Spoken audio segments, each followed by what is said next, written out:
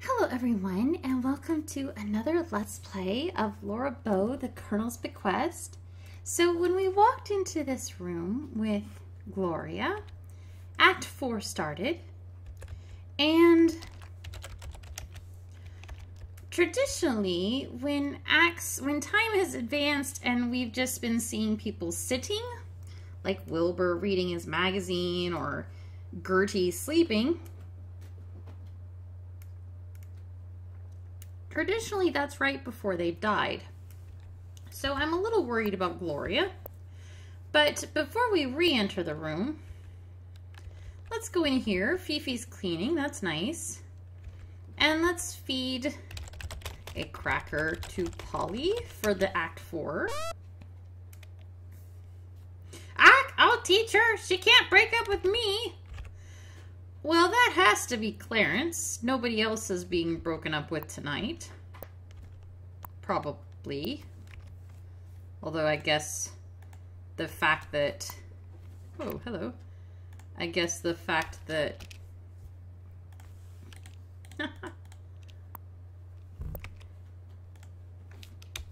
Fifi and Jeeves are supposedly making kissy faces at each other while Fifi and Henri are together is potentially, I guess, a motive if Henri is the killer. But that sounded like Clarence. Things look suspicious here. You can see pieces of a broken record on the floor by the Victrola and a small pile of pink feathers near it. So what has happened? Gloria's missing. Look at record. Get record. You're not close enough. As you bend down to retrieve the largest piece of the broken record, you notice some spots of mud on the rug. Look at record. With monocle. Squinting into the monocle, you carefully examine the piece of broken record. Closely situated to each other, you notice two different fingerprints. One was probably Gloria's, the other one might be the killer. Look at feathers. The small pile of pink feathers looks terribly suspicious. Could they have come from Gloria's feather boa? Can the monocle help at all? No. The muddy spot looks like a partial footprint. Look at footprint with monocle. Wait, no, Jeeves is coming to clean it up. Was there anything else I needed to do?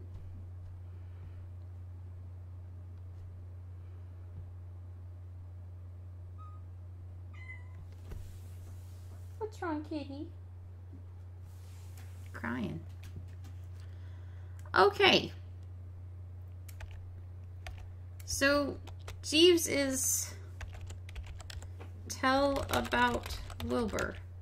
It's not my business to gossip with the house guests. He will not listen to us, and he is cleaning up our crime scene. Thank you so much, Jeeves. Just to spite him, I'm gonna wind the piano. There, that'll show you. I'm not sure how it showed him, but... Alright. So Gloria's missing.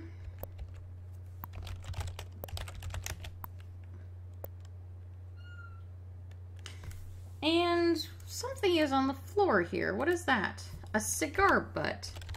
Get cigar. You bend over and pick up the small cigar butt.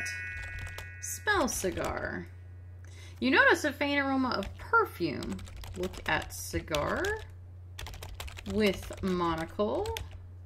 You examine it but don't see anything interesting. Fair enough. I'm not sure what a monocle would show on a cigar. Maybe some lipstick. If the smoker wore lipstick, but I don't think we've seen any women with lipsticks smoking cigars. Gloria smoked, but she had one of those cigarette holder lengthener things.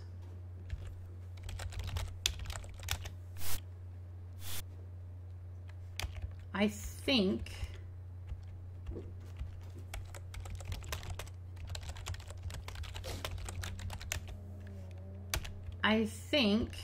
thank you so much, Jeeves, that we have now been through all the passages. So we're going to go up. No, we're not. I lied. We're going to go to the study.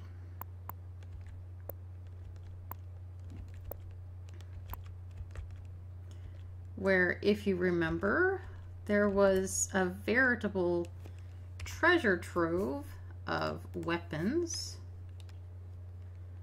which it looks like Lillian has noticed as well. It's now 10:15. What an interesting collection of weapons Uncle Henri has. I wonder... Oh, Laura, you startled me. Well, yes. So she's sitting down. Look at Lil. After you surprise Lillian at the Colonel's weapon cabinet, she rests in a chair by the fireplace. Talk to Lil. You surprised me, Laura. Have you been keeping yourself busy? So do we have any new options? Celia keeps to herself, but she really has a good heart. Rudy's never worked a day in his life. He spends all his time in gambling halls or sleazy bars. Why would you care about my mother, Laura? I don't want to talk about her. I think Uncle Henri's been turned against me by someone. We used to be so close. Fifi doesn't care about my uncle. Not like I do. She's just taking advantage of a weak old man. Gloria's not so great. She's got plenty of problems between her talent, her boyfriends, and money, or the lack thereof. So, Lil seems a little bit angrier than she did earlier in the evening. I really don't want to discuss my Aunt Gertie. Jeeves? I think there's something going on between Fifi and Jeeves. Uncle Henri would be very interested in knowing that, I'm sure. He might not be. I'm not discussing myself with you. What about Wilbur? Why do you care about him? He's nothing but a stupid old man. Mr. Sparrow is just trying to turn my uncle against me. I know his type. What about Clarence and Wilbur together? Uncle Henri is too trusting. If only he could see through them. But Rudy and Gloria together. They're so two-faced. They pretend to be close to Uncle Henri, but they can't fool me. I know what they're after. What about Rudy and Clarence? I think there's a lot of tension between them. It might be best to stay away from them, Laura. I'd hate to see you get hurt. Gloria and Clarence. I wish they'd just get lost somewhere. What about the estate? Aren't all the old outbuildings great? I just love to hide in them. Huh. What about the chapel? Have you ever been to the chapel? What about it? Have you ever been to the playhouse? What about dolls? I wouldn't know about it. Book? Horse? I used to ride Blaze when I visited here as a child. Dog? I love that old dog. He used to play with me when I was a little girl. Do you know about the parrot? Well, that's my uncle's parrot. He just dotes on that bird. So, that's interesting. Lillian seems a little bit angrier than she did at the beginning of the night. Maybe she's had time to think about the situation, get frustrated with people, hard to say. Show hanky. It looks familiar. Show cane. I'm sure that's Uncle Henri's cane. Why are you carrying it around, Laura? I just picked it up in passing, that's all. Show cigar. Yep, that's one of Uncle Henri's cigars. Why does it matter? Oh, it doesn't matter at all. Okay, that doesn't work. Show poker. So, show monocle. I could care less. Show record. It's of no interest to me. Okay. Fair enough. So, we're going to leave the study now. And we see Rudy wandering around. It's 10:30. Interesting. I don't think we can ask him. You attempt to speak to Rudy, but as he seems to have other things in his mind, he doesn't pay attention to you. Great. Fine. We didn't want to talk to him anyway.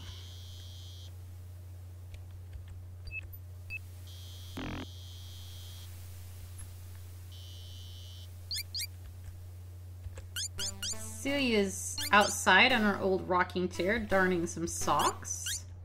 We won't bother her. Oh, hello. Dang it, that's not what I wanted to do.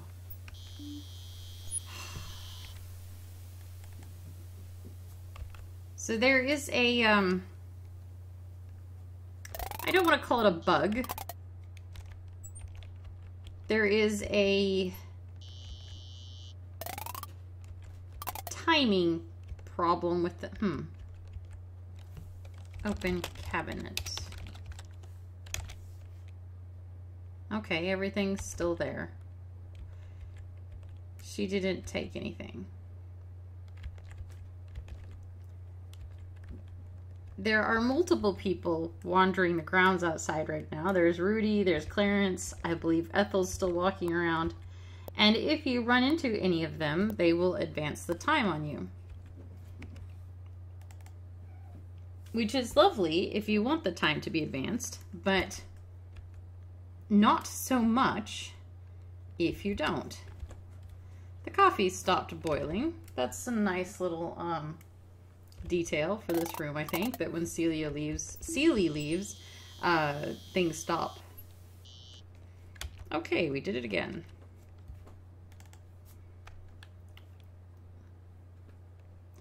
So we should not go near the hedge garden. Loud and clear, hear you on that.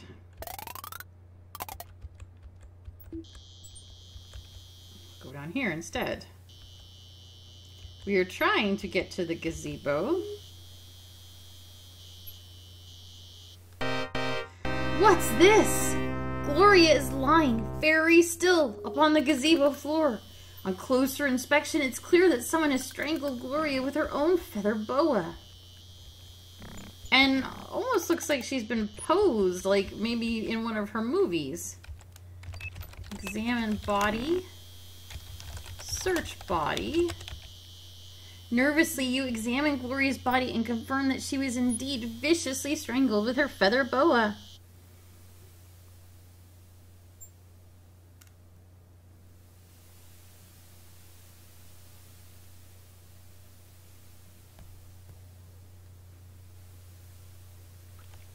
Well, that's...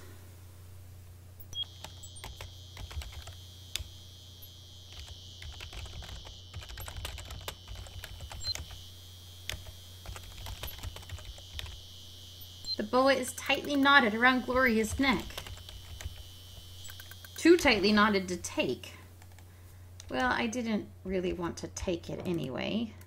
And there doesn't seem to be anything on Gloria's body, so let's go back this way.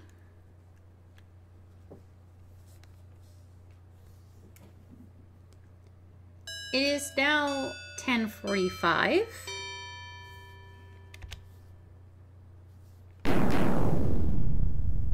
Get out of my sight, jerk.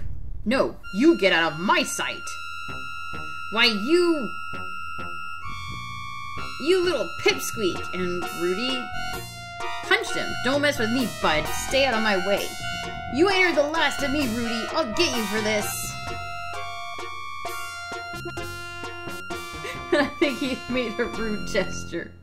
Okay. Tempers are flaring.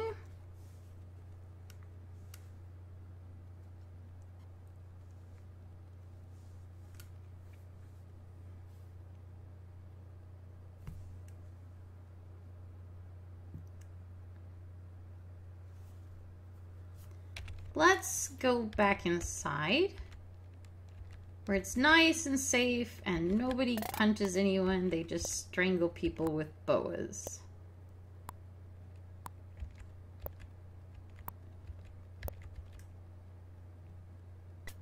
Oh, goodness gracious. Fifi and Jeeves are kissing on each other. And now they are cleaning. Fifi is busy dusting away. You notice Jeeves carpet sweeping the rug. Let's push on this mirror.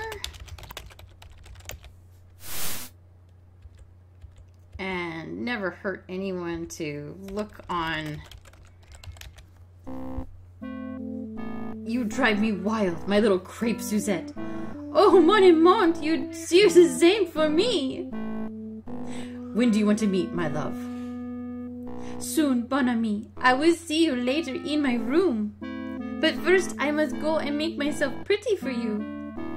You couldn't be any prettier, Cupcake. You flatter me too much. Au revoir, until later. So, that confirms what pretty much everybody already knew.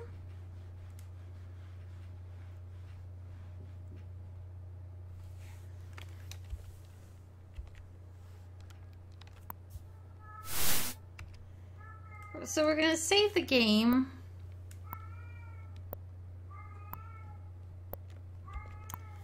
And we're going to go up north. And we're going to go into the Rose Garden. And we're going to see Ethel stumbling around. And it's Act 5. That was a quick act. That was like 17 minutes. Ethel is... I was hoping to follow her out and talk to her. But she is gone. So, did we miss her? Oh, this is dreadful. Poor Ethel has been hit over the head and killed. Something terrible is going on around here, and you suddenly feel a cold fear spreading ominously throughout your body. Suddenly, huh? Search body. You fearfully search Ethel's body and find that she was indeed killed by a terrible hit on the head. A heavy, blunt instrument. I'm not sure what that instrument would be.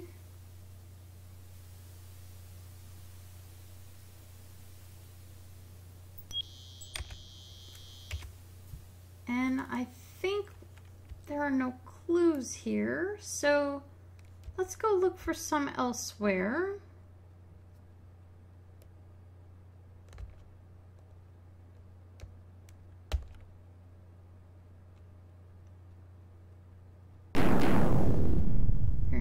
Thunder.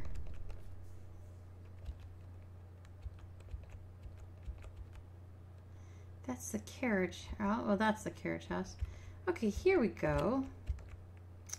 What is here? This owl is on his nightly rodent patrol. He pays little attention to you. There is a rolling pin here and some muddy footprints. The rolling pin, we're standing on the footprints, take rolling pin, is the rolling pin I think that Celie was using to make bread earlier. Look at pin. Look at pin with monocle. You scrutinize the entire rolling pin. You have discovered traces of blood on it. So this is probably what was used to kill Ethel. You can see a footprint in the mud. Using Wilbur's monocle as a magnifying glass, you carefully examine the muddy impression and see that it is definitely a boot print. Aha! There on the sole is an insignia of an eagle. That's interesting. So we need to find someone with boots that have eagles on them. We found some military boots in a trunk upstairs, and I can well imagine that U.S. military attire might have eagles on them. Eagle is the national bird after all. Let's go back inside, and we're gonna go upstairs. Fifi mentioned that she was going up to her room to look pretty for Jeeves.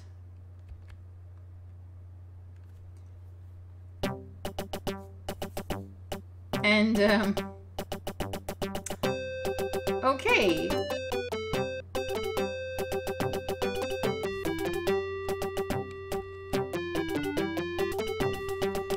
So we look at Fifi. Fifi must be getting ready to see someone special, as she's taking great pains to make herself look pretty. Look at clothes. Get clothes. These are not your clothes.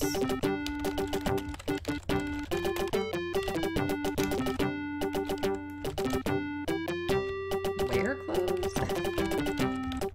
You would be caught dead in those clothes. Okay. Look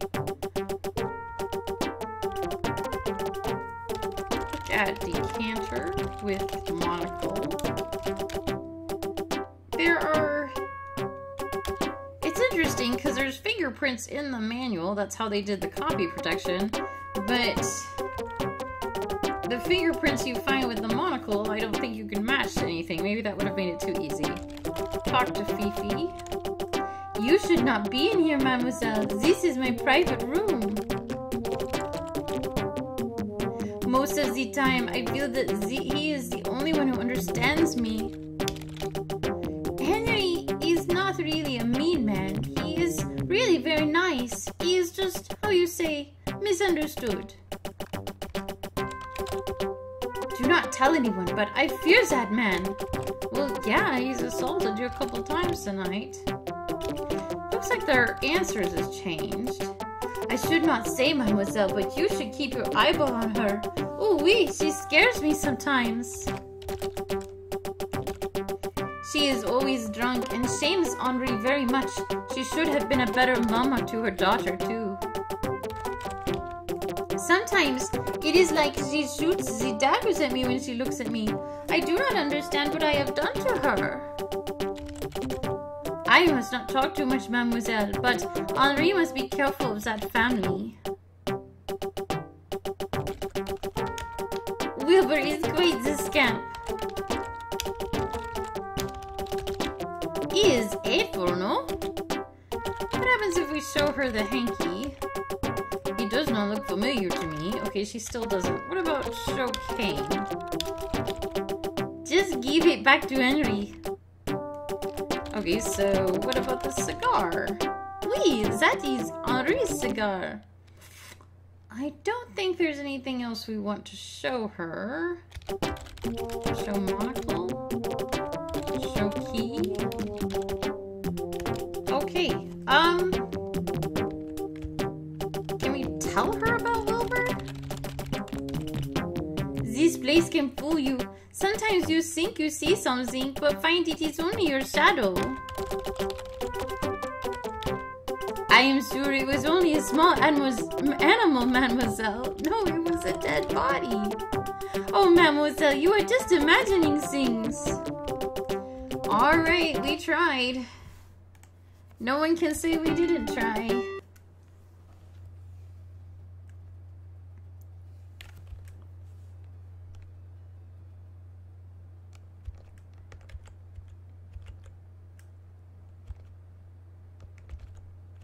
Let's go to the parlor. Oh, and we gotta feed Polly too. Don't want to forget about that.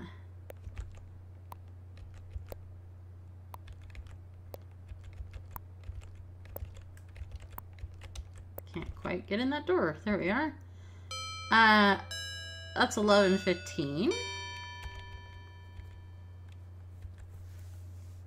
Clarence is smoking. That's a big cigar. Clarence looks forlorn as he sits alone at the bar having a drink. Give cracker to Polly. Jeeves, kiss me again. Ock. Okay. Let's talk to Clarence. Oh, hello, young lady. Laura. Would you like to sit down and have a drink with me? I'm sorry, I don't drink. Everything's falling apart, Laura. I don't know what to do. I feel like I'm backed up against a wall and there's no way out. I don't understand why you're here. Why would you want to get involved with this mess? I'm beginning to wonder that myself. Well, things can't go on like this much longer. I've got to do something about it. You're sure you don't want to drink? No, thanks. I've got a lot of thinking to do, Laura. Why don't you go on up to bed? What if we tell him about Gloria? You're starting to go too far with these stories, young lady. I suggest you keep your imagination in check. You're upsetting the other guests. Okay. Not gonna believe us. So that advanced the time.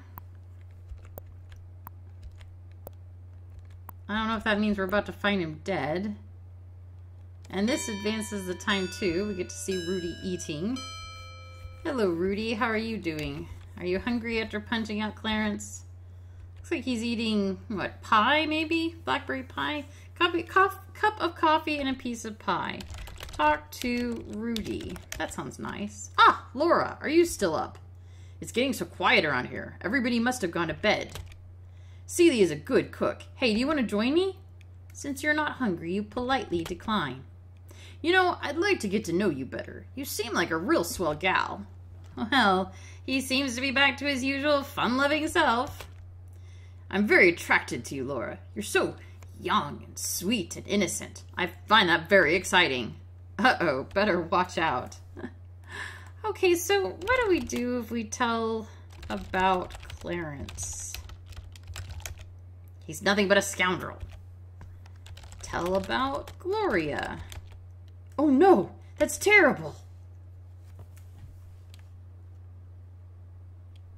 So he did actually go look. He didn't just...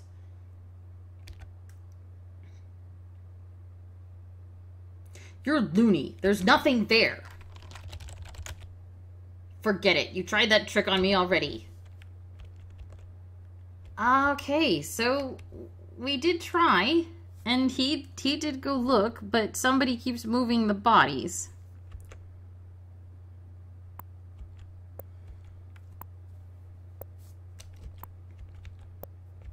Which is interesting that they move the bodies after we discover them. Almost like we're interrupting the murderer. Or maybe like they're leaving and then remembering that maybe I should cover that up.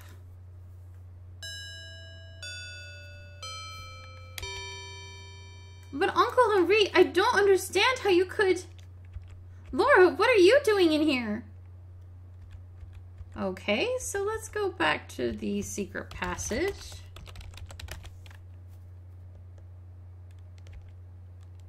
And let's look through holes. Why are you treating me this way, Uncle Henri? Don't you care how I feel? Don't I matter to you anymore? You matter to me the same way everyone else does. No more and no less. But I don't understand it. I thought I was special. I thought you cared for me more than for Gloria or Rudy or any of the others. You were right. You thought that. You were wrong. What about when I used to come and visit you?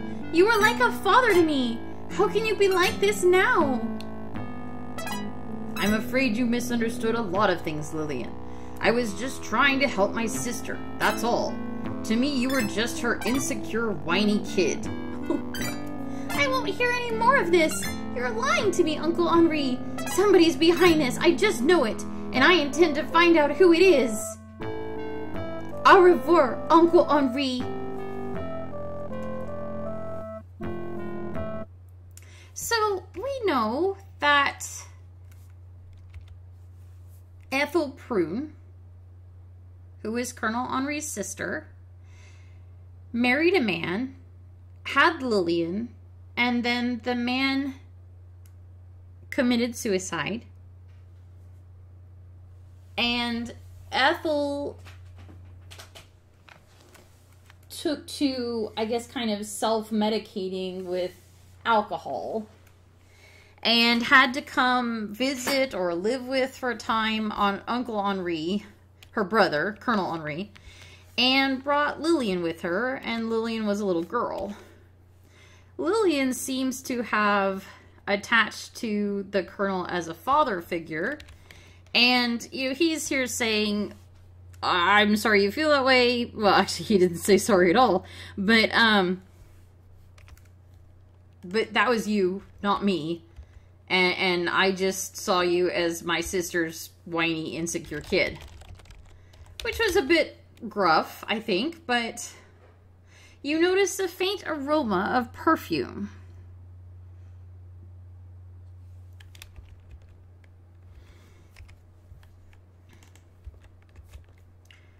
We've also seen that Lillian is having some what seem to be difficulties tonight separating fact from fiction, as seen when she was reading to her dolls and didn't seem to understand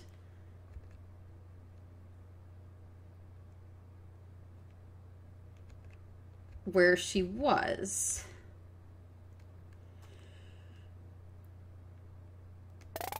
So we're gonna go outside and let's check in on Jeeves.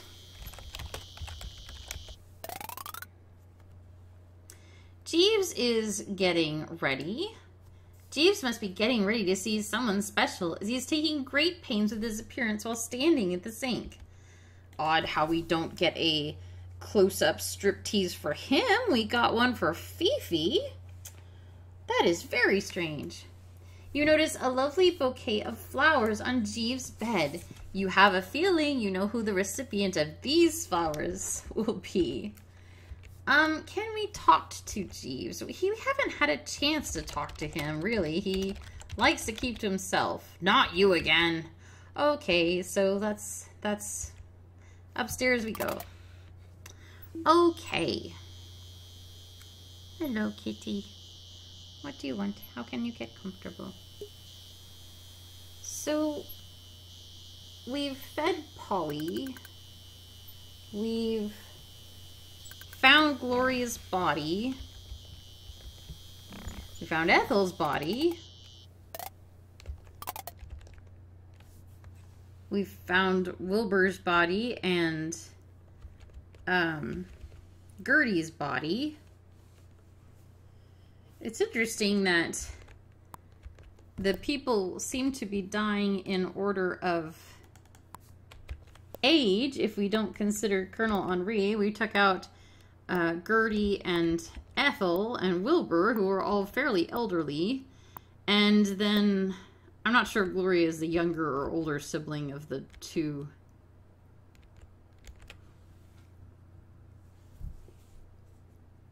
So at this rate,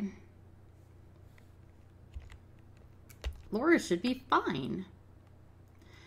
All right, Act 6 begins here.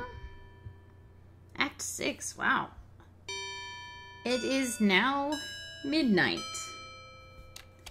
We have found Henri's chair, but not Henri. Look at chair. Look at wheelchair with monocle. So, if we hadn't seen the Colonel walking around, this might cause a little bit more concern, like, has someone drug him out of his chair? Which is still a possibility, but it's also possible that he's just maybe in the bathroom, but he's not in the bathroom. See a waste paper basket. Look inside basket. A small empty bottle has been thrown into the wastebasket. Get bottle. You read its label. It says Dr. Milliken's Miracle Sleep Powder. With Dr. Milliken's, you can be sure your dreams will be sweet tonight.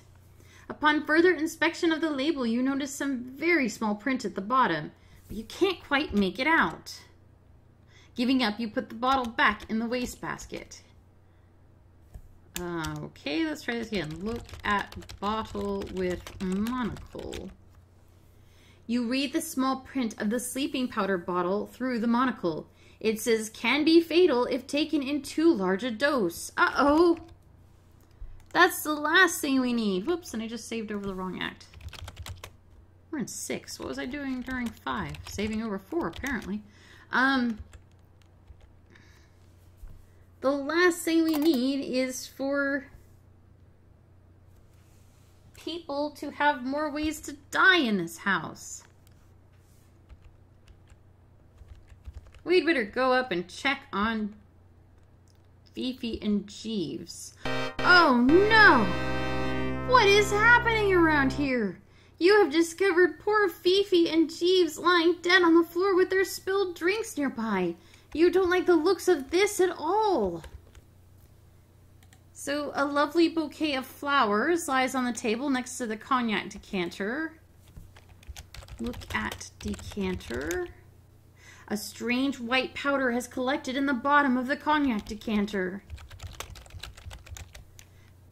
Bending over the cognac decanter, you carefully examine it with the monocle. Here are 2 clear fingerprints. So earlier there was 1.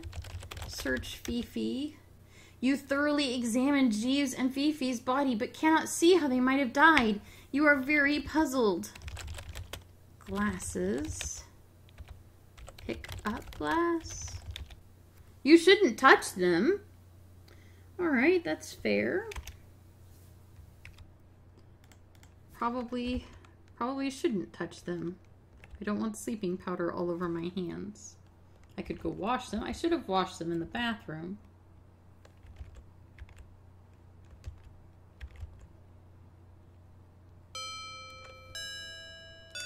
Now it is 12:15.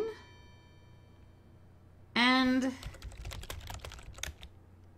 Lillian looks clearly agitated as she sits on the bed by her suitcase. I know we're sharing a room, Laura, but I would like to be alone for a little while. I need to do something privately. Okay. Well, I hope you don't mind if I spy on you. Lillian is writing in a book, which she apparently keeps locked in her suitcase. Okay. Diaries are well and good. And Clarence is writing too. Everyone's writing. Clarence is writing in his desk. Okay. What happens if we try to go in there? He's still alive. He has that going for him.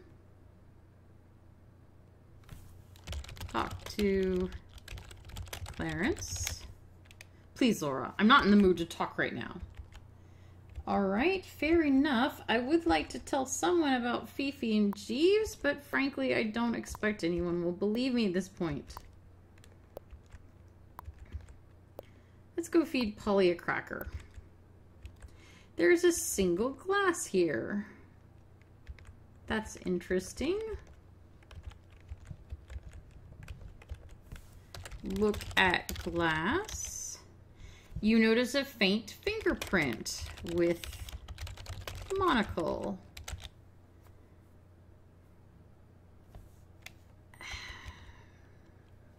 Is that fingerprint the same as all the other fingerprints we've been seeing? Hard to say. Ah! I can't find her! Ah! Where's Gloria? We did try to tell him about Gloria, but neither Rudy or Clarence really believed us. Let's go back to the study. The last time we were there, Lillian was poking through the cabinets. The elevator is here, which suggests that perhaps Henri took it downstairs. And the cabinet door is ajar. That's concerning. The leaded glass cabinet is wide open. Look inside cabinet. Cautiously, you peek inside the open door of the cabinet. An Australian boomerang, a steel cutlass, a mace, and an antique crossbow. The pearl dagger is gone. That's a little alarming.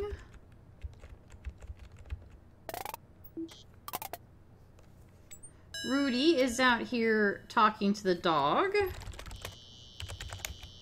It's you again. You should be up sleeping like everybody else. I don't want to talk about nothing right now. I got some thinking to do. Fair enough. We have thinking too. And also we've seen what happens to people who sleep in this house. Although that was really just Gertie. Clarence took a nap and he's fine. I really thought we were going to see him die, to be honest.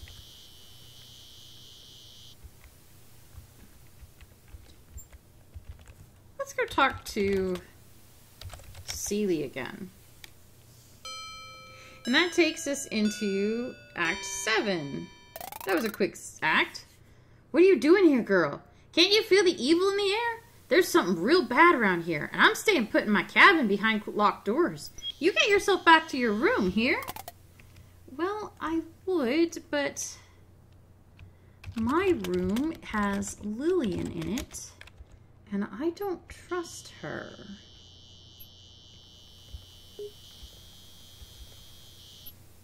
I don't trust her at all.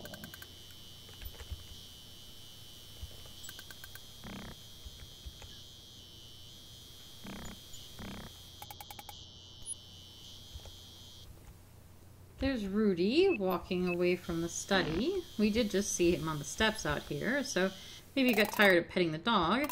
Oh, that's not good. Someone has broke the glass case and took the silver derringer.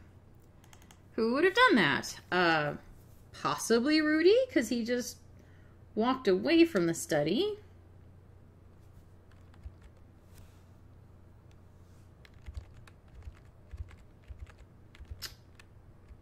This is getting alarming. Like on Clue. Oh dear, this is starting to get serious after 5 murders. Let's go upstairs.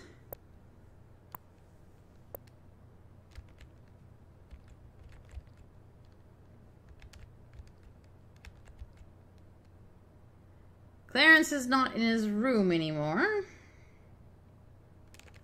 A bad feeling comes over you as you look around this room. The small desk chair has been knocked over and you see a fresh blood stain on the rug.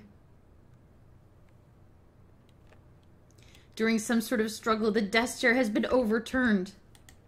Clarence has left a notebook on the small writing desk.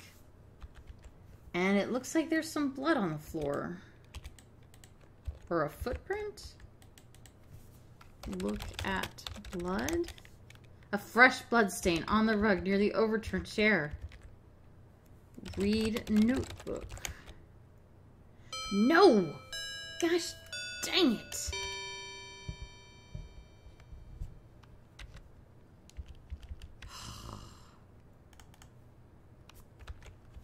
Screw you, game.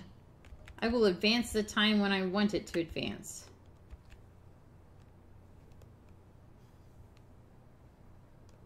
I have a very particular order I want to follow because I have played this game before, but I wanted to get a full high score for everybody and I didn't want to make any mistakes, so I'm using a walkthrough.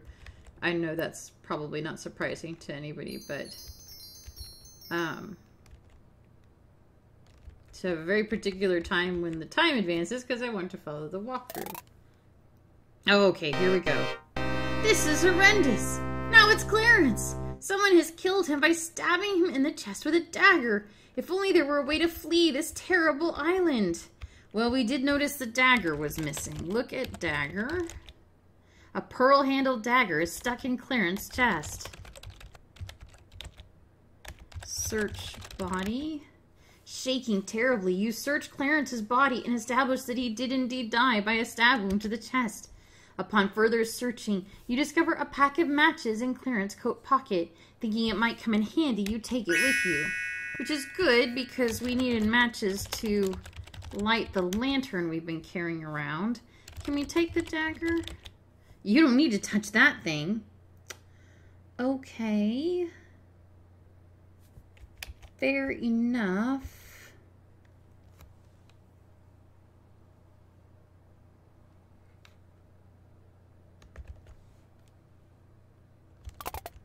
Let's go back to our room. Lillian is gone. Good.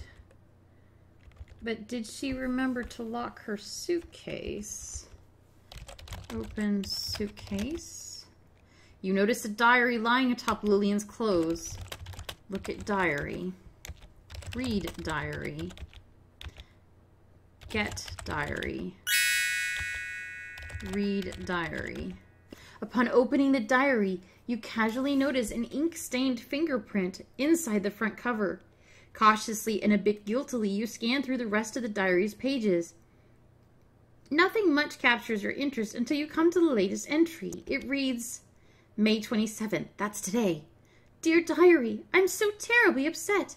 I can't believe Uncle Henri would do this to me. I thought I was like a daughter to him, and now I find out that I'm no more important than any of those other creeps. They can't get away with it, you know. They just can't. Between you and me, Diary, you know they have to go. Because of what they all did to me. I know they were all in it together to have me put away in the nut house. I was never crazy. They just wanted me out of the picture. Now they have to... That's it. The passage ends abruptly. What could Lillian mean by all this? Look at diary with monocle.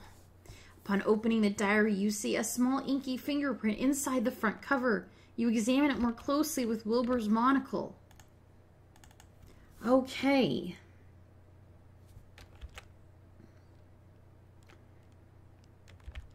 We have matches now. So we can go do a couple of things before we read Clarence's diary and let the time move forward. Let's talk about Lil while we travel. Lil is being established as mentally ill. She was apparently committed to an institution for a time. And I did mention that this game relies on some offensive stereotypes. Mentally ill people are generally not dangerous. They're actually far more likely to be victims of crimes than to be victimizers. But this is a retro sleuthy game, so we're in the hedge garden, which was once at someone's place of quiet contemplation. When we examined the Bible, it said to ring the bell and that the knight would stand guard. We examined the knight in the suit of armor in the hallway and found a little crank and a letter. And the letter said to use the valve handle on their favorite nymph. There aren't very many nymphs on the island, so it's probably this one. On statue. Place valve handle.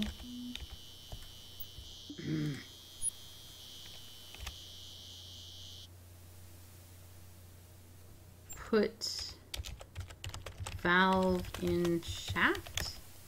There we go. The metal valve handle is now attached to the valve stem at the base of the statue. Turn handle. You hear a click and the fountain comes to life. Not much happened. But something clicked and that statue leg looks like it's just aching to be pushed. Sure enough, you grab the statue and find it turns easily. As you turn it, you notice a hidden trapdoor in the ground opening simultaneously. And now the nymph is pointing at the hole in the ground. That is a very dark hole in the ground, so we're going to light our lantern. Using a match, you carefully light the lantern. It glows brightly. And we're going to go down very carefully. This looks like an underground passage of some sort. Boy, is it dark down here. The sudden sound of scurrying rats causes your heart to begin beating wildly. There's a dinosaur skeleton and a rat. This looks like an underground passage of some sort. Boy, it sure is dark down here. This is a little creepy, but we're gonna be fine. It appears you've discovered an old, sealed off portion of the basement. You notice some outdated laundry paraphernalia in the form of a laundry chute, a wash tub, and a broken down wringer. You can barely make out a pile of something underneath the chute. Okay, so we did notice the laundry chutes in the house. In fact, you could fall down one and die if we tried. It was in our room, and also there was another one in the dining room. A pile of dead bodies. Okay, well that explains where all the bodies have been. They've been disappearing, and now we know. Someone has cruelly dumped the bodies of Gertie, Wilbur, Gloria, Ethel, Fifi, Jeeves, and Clarence down the old laundry chute. Search bodies? You don't even want to go near them. That's fair. I don't either. So that is really creepy. The lighting is a nice touch. Looks like the dagger is still in Clarence's body. And there's something on the wall here. You see a small metal plate in the wall next to a bricked up archway. There's a hole in the middle of the metal plate. So let's try the crank on plaque. On plate. Ugh. Put crank in plate. With some effort, you were able to insert the crank into the hole of the small metal plate. It turns perfectly. As you slowly turn the crank, a secret panel opens to another passage. Well, why not?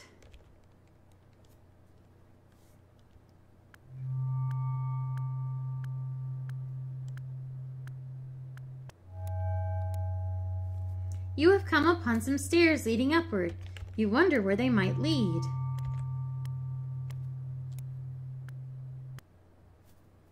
Oh my. So this looks like you have entered a cold, dark tomb. From moonlight shining in through a stained glass window, you can make out 4 vaults on the wall and a stone sarcophagus on the floor. Each vault has a nameplate above it. The tomb door is barred on this side. There's a Mary Frances Croughton. What? The nameplate reads Mary Frances Croughton and a leather pouch. The nameplate reads Ruby Croughton, Thomas S. Croughton, and Cloud Croughton. There is, I think, a clicking error in that it's showing me what's inside the tomb. But when we looked at the Bible earlier, it showed names, and there was a Mary Frances Croughton and a Thomas Croughton and a Cloud Croughton. There was not a Ruby Croughton, so we're going to use crowbar on Ruby. How do we say this? Vault.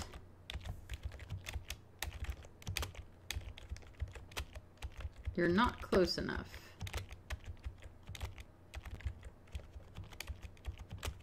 I'm right there. I can't get closer.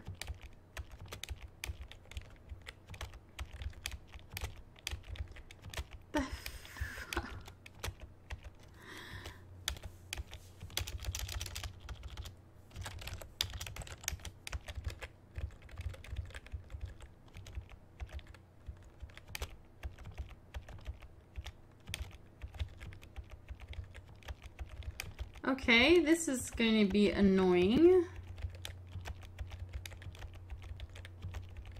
I don't know if I believe it.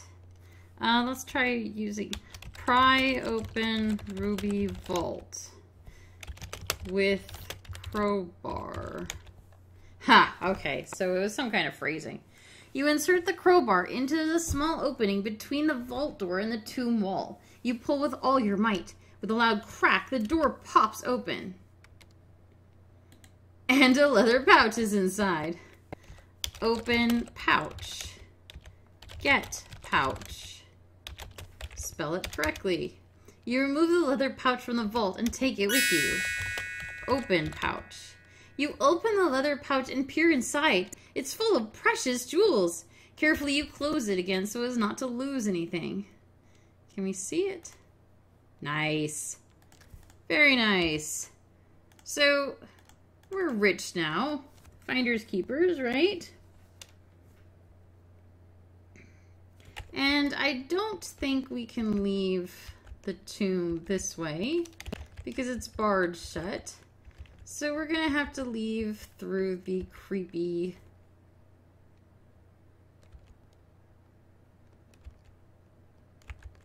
underground passage, which I'm not excited about. Now, if this was an even older Sierra game, probably this is the part where we die and the game would be unwinnable because I took too long and the lantern ran out of fuel or something. But they didn't do that, for which I'm grateful. There's plenty of oil, or well, yeah, I guess it's an oil lantern. Plenty to get us through the night. And up we go. So somehow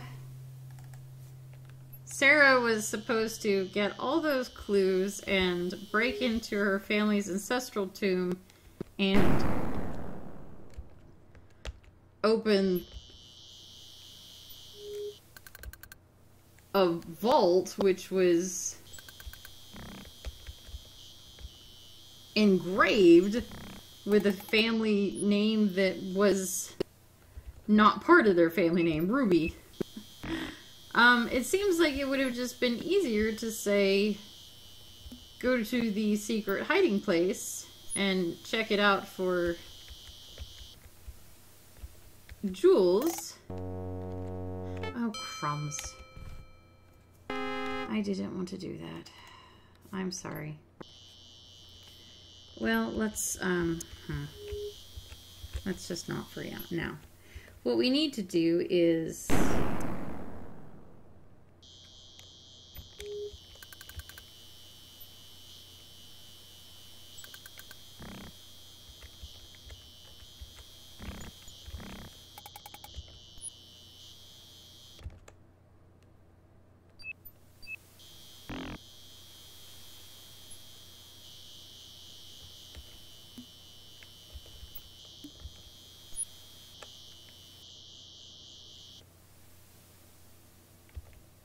hello, Rudy. He's still walking around. That has possibly been what has saved him from not being killed yet, unless he is the murderer, which is entirely possible. But it's hard to imagine Rudy killing his mother and his sister. He doesn't seem like that kind of person. He seems to care about them very much. So the fact that he's stayed sober and walking around. Okay, so that's where we were. We were in that Crouten tomb right there. Now we'll go inside the chapel and talk to Celie, who said she was staying inside her house with a locked door, but she actually is not. She has come here to pray, which is fair.